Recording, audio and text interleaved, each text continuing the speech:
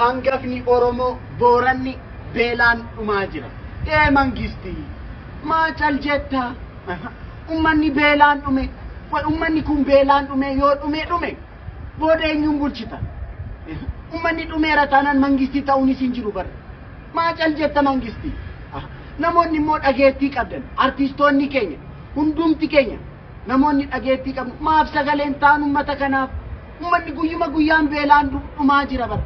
Hundumti keenya ana dabalate artistoonni keenya namoonni dhageettii qabdan OBN OBS miidiyaan Oromoo hundi ummata kanaaf sagalee haa ta'an akkaataatti wal argine walitti mari'anne ummata keenyaaf qaqqabuu dandeenyutti haa mari'anne.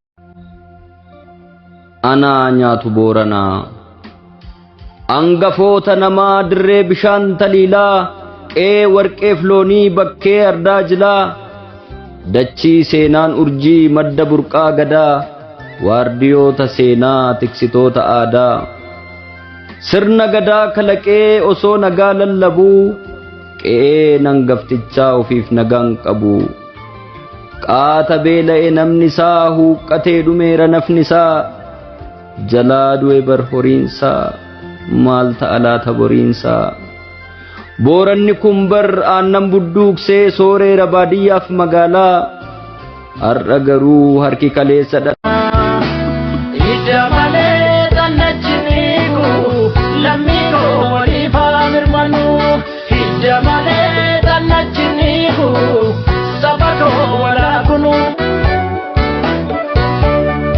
Gaafa Booranni miidhamu hunda dhukkubsata gaafa Wallagga miidhame Arsii dhukkubsata gaafa Jimmaa miidhame Shawaa dhukkubsata gaafa Walloo miidhame Gujii dhukkubsata gaafa Karrayyuu miidhame Raayyaa dhukkubsata gaafa Harargee Horsiifatee bulaa kaanis qotee bulaa ani kun Boorana nan bo'a nan gadda maal taateen jedhina dhabaroobaa ongeen qotiyyoon koo du'e ameessi koo gatatee bineensa afaan bu'e waanan qaba jedhee itti maatii sooru qe'een koo oneera har'a oomtuun jiru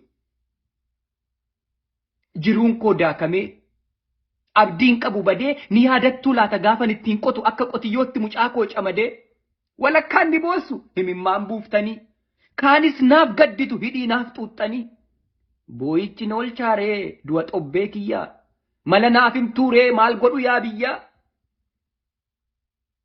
dhalli koo beela'ee lubbuun darbuuf jira huu'uu naaf birmadha huu'uu na gargaara jedhee boo'aan ture arras boo'een lufne mootummaan jedhanis gibira funaanuu malee na gargaaruun dhufne inqamee raafamee waanan ta'u dhabee qoonqoon koo goggogee marrumaan koo cabee ani boolla qarqaratti du'a eegaan jira beellaman qabinaa naaf birmadhaa firaa. Yooyyaa nageenyi badhaadhaa jedha hangaftichi Oromoo Booranaa har'a garuu ofisaayyuu nagaa miti. Lammiin koo sabni guddaa sabni Booranaa beela cimaa keessa jira. Darara guddaa keessa jira. Bishaan gaafatuuf aannan kan laatu har'a garuu ofisaaf bishaan dhuguu dadhabee waggoota hedduuf miidhamaa jira.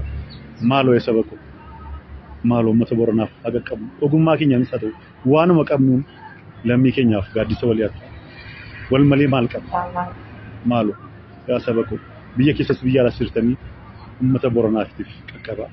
Anis fakkeenya ta'uuf fiilmii koo afaan Oromoo keessa koo bor sa'aatii 9 irraa kaasee magaalaa Baatuu rizoortii halittiin daawwachiisaa sababa kanaaf jedhanii galiin fiilmii kanaa parsantii 50 uummata koo Booranaaf gumaachaa kanaaf fiilmii kana bor sa'aatii 9tti magaalaa Baatuu rizoortii halitti kottaa daawwadhaa uummata keessan cina dhaabadhaa walaa gargaaraa.